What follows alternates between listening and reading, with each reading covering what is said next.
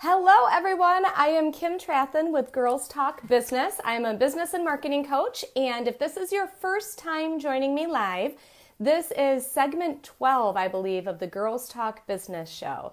And I'm excited to have my guest on today, Maria Wendt. And Maria's here. I'm going to go ahead and add you to the live, Maria.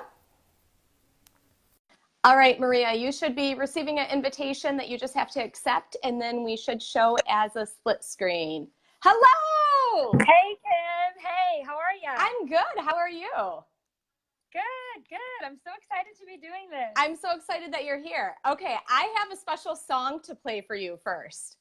Perfect. Let's see if you can hear this. This has been running through my head all day with you as my guest. Can you hear it? No way. That's amazing.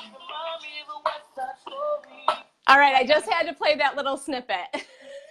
I love that. You know how many songs are named after me? It's not obviously not like Mimi, but right. Like my name, Maria. Like there's so many songs named after Maria. I love my name. Oh my gosh, that's awesome. I'm super jealous. There's not a lot of songs with the name Kim in it. Go figure. I'm sure there's a couple though. I mean, especially with Kim Kardashian, I'm sure there's got to be something out there. Probably. You know, the worst one was that when I was a little kid, my parents would always sing, "How do you solve a problem like Maria?" That was the worst. So, like, all my relatives would always sing that. And I just got married recently, and so they were all threatening to like play that as I walked. Oh my gosh, that's hilarious. Hilarious. I love it. Well, I am super excited to have you here. And I was just saying, this is segment 12 already of the Girls Talk Business series. I'm super pumped about that. If you could, a lot of great guests. And I'm blown away so far. I'm still scheduling with some of the women, but I have enough applications. I opened it back up for early 2019 because I have enough to carry me through December. I'm not going to run it the last couple weeks of December just because that's such a crazy time. Yeah. But yeah, it's been amazing. And I'm really excited that you sent in your application and that you're able to join today. I think this is going to be super fun. Yeah, I'm really excited too. Yay! So can you start out by sharing with everybody? Well, first, where are you located? We're not in the same time zone, are we? Well, I'm Eastern. Oh, you are Eastern. Yeah. I tell people I'm near Philly. I technically live in Delaware. Okay. So I always like to say I'm like the one person that lives in Delaware. But I'm really close to Philly. Hilarious. Okay, I'm in Michigan. Anybody, whether you catch this on replay or you're watching it now, drop below. I see Gia's on. Hi, Gia. I think Gia's in the UK. And so who's ever catching this live or replay, drop for us where you're watching from. I love to see where the segments go, and it's fun to see. And then United States here, we are celebrating Labor Day weekend.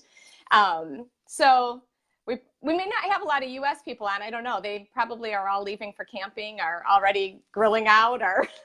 That's how it has been for a lot of my friends, is we're all just kind of, after this is my last thing for the weekend, and then I'm done until Tuesday. Yes, so me too. Yes, me too. Enjoy a long weekend. Yes, it's going to be nice. So can you start out by talking a little bit about your business, when you launched it, what you do, and how you help your clients? Sure. So I always like to say that I help female entrepreneurs make more money through the power of personal branding. So I work with my clients, and basically together we launch a professional brand, and that jumpstarts a lot of momentum in their business. Mm-hmm. They start getting clients more consistently. They start, having that consistent income, having that consistent lead generation. So I basically help make a big shift in my clients' businesses through the power of personal branding. I love that. And I think when a lot of people are starting out in their business, they're really scared to make that investment into their personal brand. And yes, there's something to be said for trying to connect with people and maybe take on some early stage beta clients or something like that. I'm definitely a proponent of that. But when you don't have those professional images, a pulled together branding, your tone, your voice, all of those pieces, I feel like play into that perceived credibility that you receive online. And that if you don't have a good pulled together brand, people don't deem you as credible. Yeah, that happens a lot. And I like to use the analogy of trying to sail in a boat that has holes in it. And basically it's you're scooping water, you're trying to not drown. But if you could take the time to build a better boat, to build a strong boat that doesn't have holes in it, you're going to very clearly sail and easily sail towards your destination. Another, analogy is putting the cart before the horse. a lot of times when we don't have a strong brand, we feel like we're swimming upstream to get clients or swimming upstream to just market ourselves. And that's because we're putting the cart before the horse. So what branding does is it helps us get everything aligned so we have a really solid foundation, so that it's a lot easier for us to get clients and make more money consistently. Oh, I love that. Absolutely love it. So what all do you encompass when you say you help them with their branding and their personal branding? What all areas do you hit? That's a really good question. So I always like to say that a good, professional brand, it's made up of two things. So the first is intentional brand strategy and positioning. And that's basically where we look at, okay, how are we going to position you to your ideal clients? If you don't know who your ideal clients are, let's start with that. How are we going to help you stand out in a competitive industry? It's all that strategy, that positioning that's important, but we also do the visual side of things. So, let's get you a professional logo, let's get you a professional color palette, fonts, all of those graphics, as well as a lead generating website. And it's a big myth that you don't need a website to make money. I always say, your website does the selling for you. So if you have less than 5 leads coming from your website every week, you probably need to take a look at why that is. Because on average, my clients are getting at least 5 leads, which they can turn into clients every week. So a website really can be a powerful tool in your business. I help my clients utilize that tool. Oh, that's awesome. So what are some of the areas that you find that people struggle with their website? Are there specific things? Because I feel like there is a lot out there right now with people saying, I made $30,000 in a month and I don't have a website and I didn't have a list. Yeah. And, you see a lot of that out there. So what areas do you think are most important with the website? Well, so the first thing to know with like headlines like that, with statements like that, is typically they're talking about what they pulled in. So that's the first thing we want to know is what is when you see stuff like that, I always tell it to new entrepreneurs because, you join Facebook groups and you think everyone's making 100K a month, and it's very overwhelming, and it's like, wow, why am I the only one not making 100K a month? So the thing I always like to say is with headlines like that, with statements like that, let's take a deeper look and not just take those statements at face value. But when it comes to your website, really what it comes down to is there's just a lack of attention, right? We think, oh, let's put an about page up because everyone seems to have an about page, or let's put a home page because everyone seems to have a home page, or everyone seems to have a contact page, and there's not intention that goes into that. And I think that's why most websites, they don't actually convert. So a good website is going to send you clients on a regular basis because you've been really intentional about how are you going to use your website to help position you to your clients or potential clients. How is your website going to help you get speaking opportunities if you want to become a speaker? Or how is your website going to position you as the best person in your industry? These are the kind of questions we want to take a look at rather than, oh, I probably need a homepage. Right. So it's the intentionality and the strategy that go into that. Yes. Oh, that's genius. Absolutely genius. It looks like Gia posted a question. I have to try to expand it here so that I can see all of it. She said, hey, ladies. I'm glad people are asking questions. I know. It's so fun when there's somebody online. For some reason, I can't get the question to show all the way. Let me see if I can get it. Let me see if. So I can see it. Oh, good. So Gia says, hey, ladies, what are your thoughts about coaches who say that you don't need branding at the beginning of your journey? So that's a good question. So I really think for me, it just depends on how quickly you want to grow and how quickly you want to eliminate those growing pains. So for me, whenever I'm starting a new business or starting in a new industry, I want to eliminate the beginner mistakes as soon as possible, and I want to become profitable as soon as possible. And so for me, the way I see it, you should brand as soon as possible. The minute you can afford to invest in branding, you should, because that's going to bring clients in. That's going to help you make more money. And when you make more money, you're encouraged, you're motivated, you're excited to keep going. A lot of entrepreneurs, they fail because they aren't making money, and it's discouraging. So I say, as soon as you can afford to invest in branding, you should, because it really does create a tremendous shift in your business. Yes. Oh, I completely agree. So when I launched my business earlier this year, when I was working towards my launch last year, one of the first things that I did was I had this vision in my head for my photos, and I knew what I wanted. I had a very clear image that I wanted for my branding. The hardest part for me was finding a photographer that could capture the vision that I had in my head. And I always say I totally lucked out, and I found like my heartthrob photographer, my best friend photog, that I found the right person that was able to capture the look that I wanted, because I didn't just want posed, the traditional headshots and things like that. I wanted it different. I wanted my hot pink shoes and my fancy dress, and that's just all a part of who I am. But it was not a cheap investment. And I think sometimes when people are in those early stages, they get really scared away by the dollar signs that can be attached to some of those packages. So I always tell people, I mean, if doing the whole kit and caboodle is the best thing, because like you said, you're going to make more money, and it's all about how fast you want to grow. At a bare minimum, if somebody truly was suffering under mega debt and they couldn't put it on a credit card, they had no other access to money, like they literally could not afford anything else, then I feel like if you at least get a few professional images to use online, it can at least be a starting point. But I agree, you're not going to grow as fast if you don't get the whole package and everything put together right from the get-go. Yeah, and I totally agree with that. And I get the whole, money thing, because I always like to tell people it's a catch-22. You need to invest money to make money. But the thing is, one of the best parts about my story is when I invested in my first coach, when I invested in my first big investment in my business, I had $90 in my bank account. I said yes, and I had no idea how I was going to pay for it. I had truly no idea. And literally in the next, I want to say 40 hours, I manifested the whole thing to pay her in full. And so, but I had to say yes in that moment before I knew that money was going to come through. And that's the scary part. But by showing up and saying yes, I made a statement about my belief in the success of my business. I knew that somehow I was going to make money to pay for it, and I trusted myself. And I think that energy that I put out was rewarded instantaneously.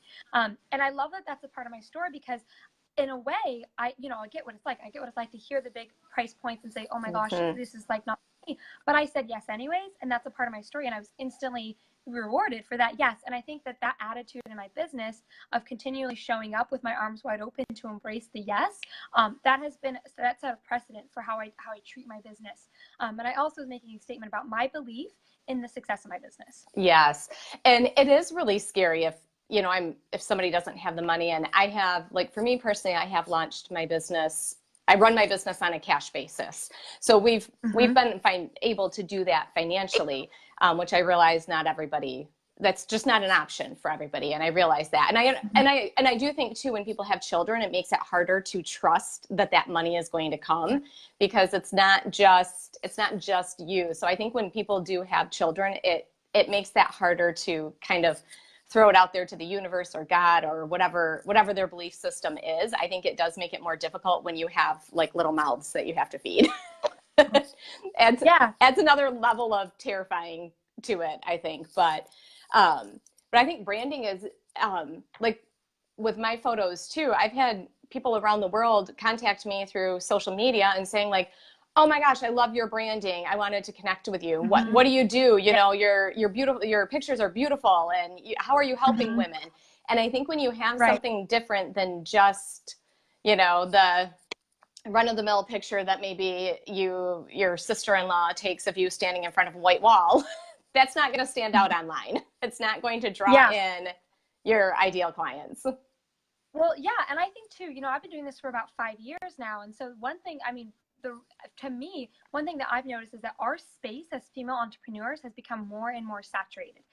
What we used to be able to do in groups 5 years ago to get attention is I used to be able to post on Facebook and I would get 3 clients just from one post. It's not like that anymore. Yeah. It's very saturated. And we have to work a lot harder to stand out. And that's, again, where branding comes in is, if you're a coach, there's a million other coaches out there. And not to say that we need to focus on competition per se, but it's more like, how can I get in front of the right people with the right message and position myself as a solution to their needs? That's what branding does. Branding really separates you and helps bring, because everyone's unique. Everyone has their own unique advantages, their own unique. Branding goes inward, and we draw that out and we bring that and put we feature that, we put a shining light on that, so that people look at you and they go, oh my gosh, Kim is the coach for me. I have to work with Kim. I don't even care what the investment is. I know that she's the coach for me. That's what good branding does. Yes. Looks like Gia posted a follow-up, but I don't know why I can't get any comments to show. Can you see it, Maria? No worries.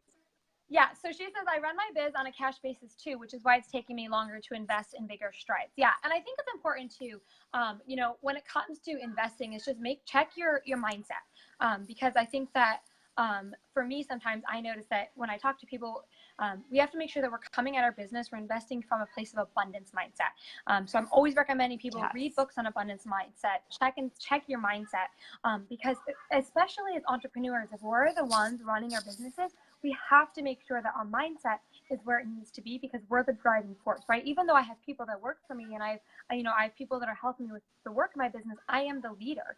And so it's so important for me to make sure that I'm making decisions in my business from a place of abundance, and not scarcity. Yes. Oh, I love that you mentioned that. Have you listened to the Jen Sincero's You're a Badass at Making Money? Yeah, I have. I've read that book. I've listened to it. It's amazing. And what I loved about that is some concepts of abundance mindset. They can be tricky to at least for me. They were tricky to wrap my mind around. But she broke it down as if I was like a 5-year-old, and that's what I needed. And so it's very well done. I highly recommend that book. Yes, that's still to date probably one of my favorite books. One of the most impactful books that I have listened to. Yeah. And I was one of the people that I thought I was being very smart with my money, but I didn't realize that I was really living in that scarcity mindset, because I was very structured with our budget. I literally knew where every single dollar was going that we were spending. And I'm not saying to just like, woo, we don't care at all. But it was to the point where I'd be like, ooh, I don't think I want to buy that, $8 whatever, pocketbook or, wallet, whatever. I don't, it's on sale for $8, but I probably shouldn't spend the $8 right now. It was to that point with me. And that book was completely eye-opening to me about how unhealthy what I thought was being smart with my money, how unhealthy that mindset really was. Yeah. And it's so funny because I read that book, and then I'm not even kidding. The part where she challenged herself to make X amount of money in X days. I literally read that part of the book, and I went out and closed I honestly think it was $12K in sales that. Oh my gosh! Within 24 hours. And so it really does. I mean, that book really totally changed my life. But I wanted to speak to your hesitance to invest larger sums, because for me, I like to share this. I made a bad investment and I lost 10K. It was just a bad investment. I had to go and tell my husband, hey, I made this decision and it just didn't pan out. It was a bad investment. And so that's a good thing, though. I share that because we can be so hyper focused on not making the right investment or making the wrong decision that it keeps us from investing in what we need to do to grow. So you're going to lose money in business. That's just normal, right? Mm-hmm. It's important to try to understand what running a real business is like, and part of that includes loss. And so it's okay if you invest. You can't be so hyper focused on losing money, because it's actually going to keep you from making the crucial investments that you need to make in your business. Yes. I was just on a live stream earlier today, and the person running it said that now this was in regards to what you're posting on social media, but I feel like it applies with this too, that you should make your decisions like you're already the business owner that you envision yourself being 5 years down the road. Don't make the decisions like you are, just starting out this newbie, but when you're running your company 5 years from now, and I think it applies financially too, what financial decisions are you going to be making? And I think that can be a real mindset shift to start thinking as yourself 5 years down the road instead of as today. Yeah, and actually I love that, because, even for me, right, I've been doing this for 5 years, but think about where I'm going to be what am I going to look like 5 years from now? Yeah. Yeah. Oh, that's awesome. Am I remembering right? My dad. Oh, sorry. No, you're good. You're good. So are you still reading Girl Wash Your Face? Didn't I see on your Facebook that you... Yes. So I finished that book. Yeah, I really liked it. I liked it too. It was a little, some of it was basic or didn't apply to me per se. It wasn't new concepts, but it's always good to have that refreshing. Now, did you read it or did you listen to the audiobook? I read it. Okay. Because I just said to somebody recently, I loved it. I'm a huge Rachel Hollis fan, but I listened to the audiobook and I felt like it was more powerful as an audiobook than it would have been to sit down and read it, because you have her voice and you have your inflection and you have her saying girl, wash your face. And hearing it, I felt so pumped up listening to her. But yes, a lot of the concepts were not new. And I feel like a lot of them were in a lot of different audiobooks that I've listened to, a lot of different personal development books. But I think it was more powerful as an audiobook than it would have been reading it, because there was so much overlap with Yeah. with other Yeah, books. I like that point. I think, yeah, for me, I mean, I have the privilege of being surrounded by personal development and people that are, you know, on this journey of self-development, and that's a tremendous privilege. And so I think the book was less transformative for me as it might have been for someone who have not had any experience with personal development or mindset and stuff. So I can see how it would be totally mind-blowing for a lot of people, but for me, it was a good refresher. Yes, yes, definitely. So what do you, so you've been in business for 5 years now. Did you go to school for branding, marketing? What was your background in?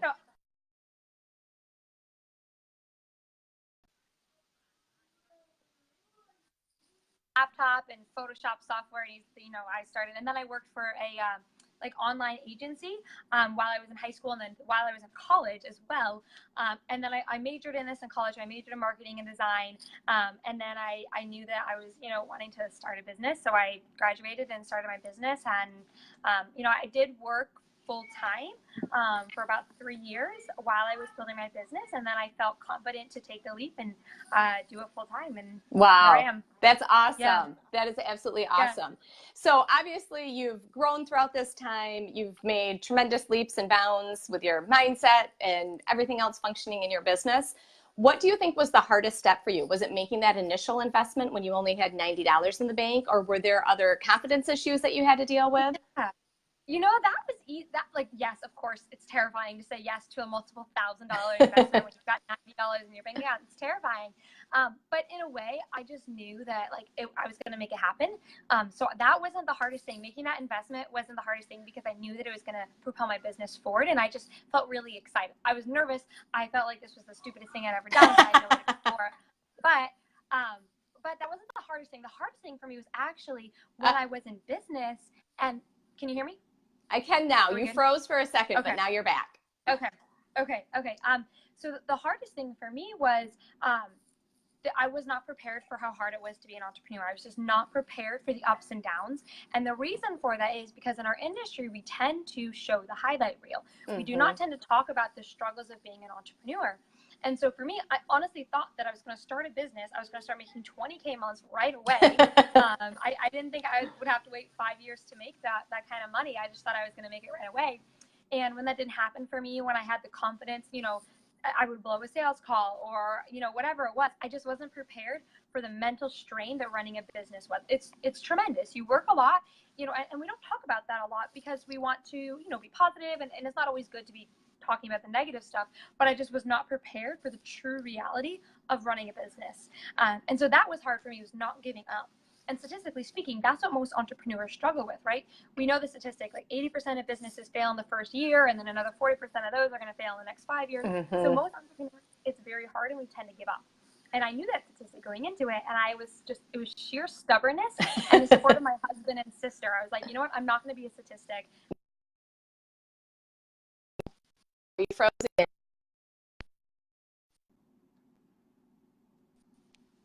Uh-oh. Can you hear me, Maria? Yeah, I can hear you. I'm saying that you're frozen. My internet frozen now? Should be hopefully fine. Yeah, you're frozen now. Mm-hmm. Come on. Let's see. Okay. Somebody. You're better. You're better. Okay. Yep. Woo. Woo. So yeah, I noticed that it happens sometimes with the joint live streams. I've had this problem a couple times now. Usually one of us has had bad weather when it's happened before. Okay. So I love that you brought up, and I know in your application you had said that you really wanted to talk about the lack of transparency in the industry. And is that the transparency you were referring to about how much it really takes in the beginning and how much you have to work and how it takes time before you're turning those big dollars? Yeah, so it's that, yes, like that transparency, but really what I feel like needs to be talked about more in our industry, and I've been, as someone that's been around for some time, I try to be the voice of transparency and honesty, but I feel like a lot of times we aren't being honest with our launch stats, or we aren't being honest about what we're actually profiting, right? It's very easy to say, oh, I made, 30K in sales, but let's talk about the money that you put into ad spend. Let's talk about the team that you have. So I don't feel like as an industry, we're being very transparent with what we're actually making and how we're actually getting clients. And I think that that's really important, because if you're new to, right, so I see those stats, I see those Facebook posts, and I know how to dissect that and say, oh, okay, they're probably actually profiting this much. But a new entrepreneur, she's going to go into those Facebook groups and she'd say, oh my gosh, all these girls are making 30K months. And I'm not. And I know so many people who have claimed to make just having multiple 6-figure launches and like all this stuff. And then you find out later they're dead broke. Yeah. They go out of business, they're broke.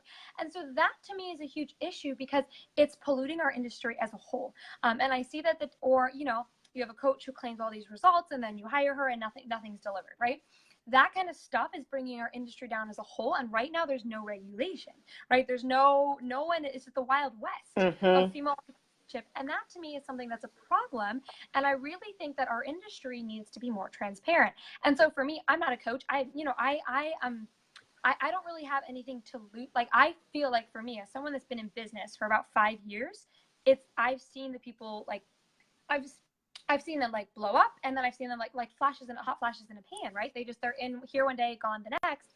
And so I feel like for me, as someone that's been in business I would say longer than most people here have, it's my job to say, hey, like, let's be more transparent. Let's be honest. Let's talk about what we're really making. And so one of the things that I did was I made a post in a couple of different groups, and I really shared the real numbers of my three most recent launches. So I shared what I pulled in. I shared my conversion rate. I shared what I spent on team member stuff, because I don't run ads currently, so I didn't have any ads to say. But I shared the real. So I had 2 really good launches, and I had a launch that was a total flop. So I shared the flop launch. I shared all of it, and I think that's really important because there's nothing to be ashamed of for having a launch that doesn't go well, or like that. What we need to do is be ashamed of the times we're lying, or we're fluffing our launch stats, or we're just not being authentic, or we're not being honest, or we're shaming people who aren't investing, or all the bad practices in our industry. It's not to complain about them. It's not to be negative about them. I don't have a scarcity mindset about it. I just think that it's an issue that needs to be talked about, and somewhat we need to self-regulate, or we're going to be regulated by other people. That's going to be a bigger problem. Yes. So that's kind of my whole spiel on the whole thing. I feel love passionate it. about it. Yeah, I feel very passionate about it because I just know a lot of entrepreneurs, they feel like they're doing something wrong if they're not making 20K in the first year. I mean, it takes a long time to make money, and that's normal. Yes. I would love to see your post that you shared all those behind the scenes stats. Is that something you can tag me in? Can you go back? Yeah, I can tag you in it. Yeah, I shared it maybe 4 months ago, so I can share. I can tag you in it. But I don't know if you're in Angie Lee's group. I shared it there and a couple other groups. No, I'm not in that one. Okay, I'll tag you in it. Okay, yeah, I would love to see that because yes, so few people share those real nitty gritty stats. And I've said before, like, people are like, oh, you know, I made $20,000 and all I did was use, you know, unicorns and fairy dust, and I only worked 1 hour and it happened. And I'm like, okay, did they get their tax return back? Like, you can just tell with some of them that it is not legitimate. Yeah. No, it's very true. I think that's very, very true. And I love what you said about 10K, because it'll be like how I manifested 10K in an hour. I'm like, okay, you're yeah, I think the same thing. I do. And I think that, like, you know, it is funny. It is funny to joke about it. But I think that what's important to know is that there's, for every one experienced business owner that's been around for a couple of years and can smell the bullshit, there's also, 100 entrepreneurs who are just getting started and they think they're doing something wrong, right? They think that they're doing something that they shouldn't be doing, or they just feel like, what the heck is going on? And I think that, we're really starting to see a lot of stuff, shit's kind of hitting the fan.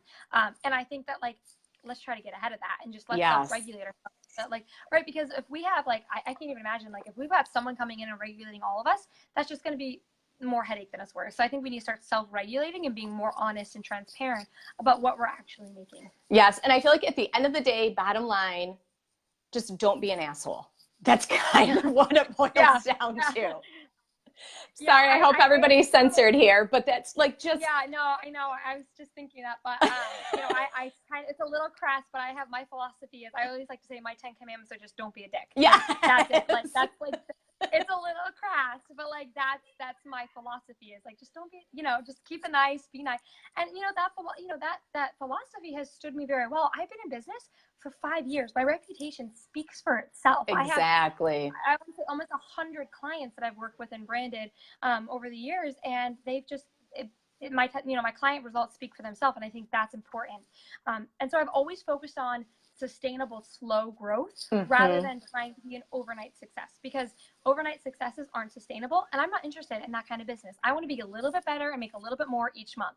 Like this month, my sales goal for this month, I hit it by $27. So nice. You know, like it's just like a little, yeah, it was good. August is a good month for me. But I think I'm more proud of that, because that means in September, I'm going to hit it by a little bit more and a little more. And that's the kind of growth that's sustainable, because I want a career in this. I always tell people, I'm going to be like, you know, in Incredibles where there's a little like costume designer lady? Yes. That's what I'm going to be. I'm going to be a little old lady designing brands. Like that's going to be me when I'm 80. So I'm around for the long haul. Oh, I love it. That's awesome. That's awesome. Let's see. Gia said, I think I can see all of her comments. She said, I've been in the online space for a few years, and even I've been able to smell the bullshit. Yeah. Yeah. Yeah. Sometimes you can see it. Yeah, no, I think, you know, the longer you're in the industry, the more you can start to see how inauthentic it is. And it comes across as, to me, it comes across as a little sleazy. So when I did my Facebook post, I was like, about the honest launch stats, I was like, okay, guys, get ready. I'm going to get naked. And I just like, I was very transparent. I just was like, I just shared everything because, and I think a lot, I mean, not to like count comments or anything, but like it had like over 245 comments. So a lot of people really resonated with something like that, because I think it touched a nerve for a lot of people. So that's actually, I'll probably share that post again just to my Facebook feed or something, because I think it's good stuff. Yes, you should. Definitely. I love it. Well, at this point, would you like to share about the offer that you were going to extend out to let the Girls Talk business viewers know about? Yes, absolutely. So basically what I've been doing is I'm currently offering free brand strategy sessions. There's no strings attached, nothing whatsoever. We're just going to talk about stuff going on with your brand, right? So how to stand out in your industry, how to develop your brand voice, any questions that you have about branding, we're going to get on the phone and we're going to talk about them specific to your business. So totally no obligation, totally free. I just want to help you get some clarity and get some strategy on what your brand needs in order to, you know, create that shift in your business that we were talking about. Oh, that's awesome. What an amazing offer that you're making. Excuse me while I go to mariawendt.com. Is that where I sign up for that? So if you go to, if you want to sign up, all you have to do is go to mariawendt.com and then /brand. So I made it really easy, and then you just fill out a little form, and then just, book the call. It's honestly, I always tell people there's no pressure to the calls. We just talk about where you're at in your business, where you're at in your brand, and then how I can serve you best on that call. And I've done a bunch of them last month, and people really walked away feeling very clear on what their next steps were for their brand. So, you know, branding can be an overwhelming topic, and these calls are a really good way to just chat with someone in a low pressure, low stress environment where we just give you some answers that you need. Yes, that's awesome. How long are those calls?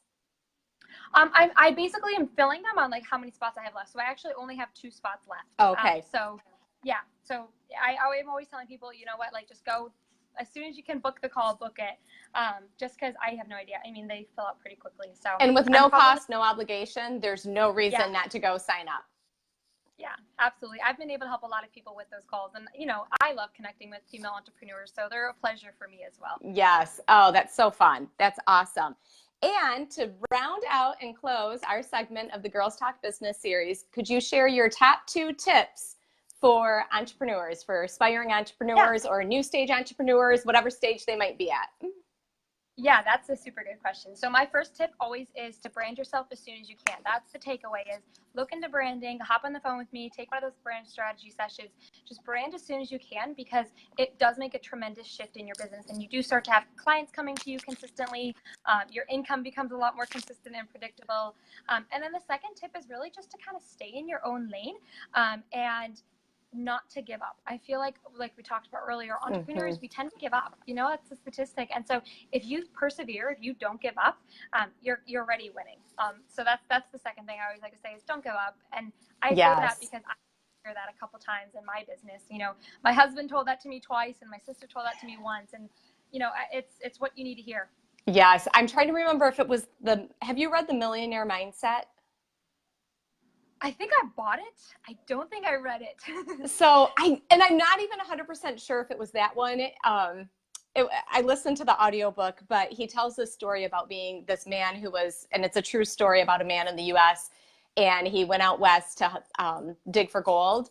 and he was sure he was going to find it, and he finally gave up. And Yes.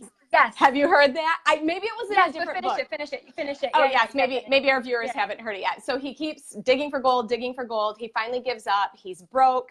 His family's destitute. He sells the land. Well, the man that bought the land, instead of just scrapping this whole project, he brought in somebody that like studies like the fault lines and things like that, and realized that he was digging along a fault line and there wasn't going to be gold there. So he shifted the plan just a little bit.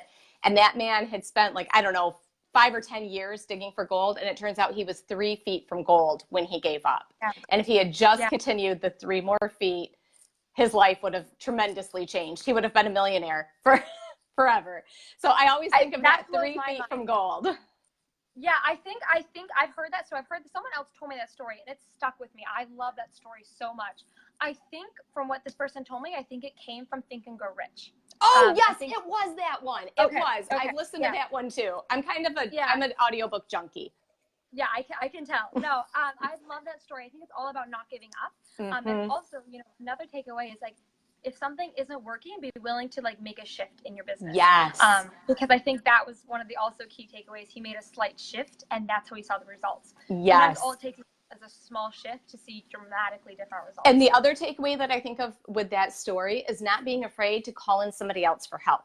Without calling in that other person. True. And oftentimes, especially starting out as entrepreneurs, we feel like we have to do everything ourselves. And it's really, really hard to reach out for help or to think about taking that next step of hiring somebody on to manage some of those tasks. But I think that story shows too how important it is to sometimes bring in another expert.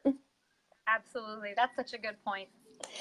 Well, Maria, thank you so much for coming on Girls Talk Business. I will update the description with the link out to your website. And ladies who are on here right now, if you're quick on the draw, you can snag one of her last 2 spots for that free branding phone call session. So thank you again, Maria. It was so great to have you on, and I'm going to have that song running through my head the whole probably rest of the weekend. Now I might just have to go play the whole thing. Oh my gosh, this is one of my favorite interviews I've ever done. So thank you so much. I love this. Oh, I'm so glad you were able to come on. Have a great weekend. Everybody else in the U.S., enjoy your long weekend. Everybody else worldwide, just enjoy your days. All right. Bye-bye. Bye, Kim.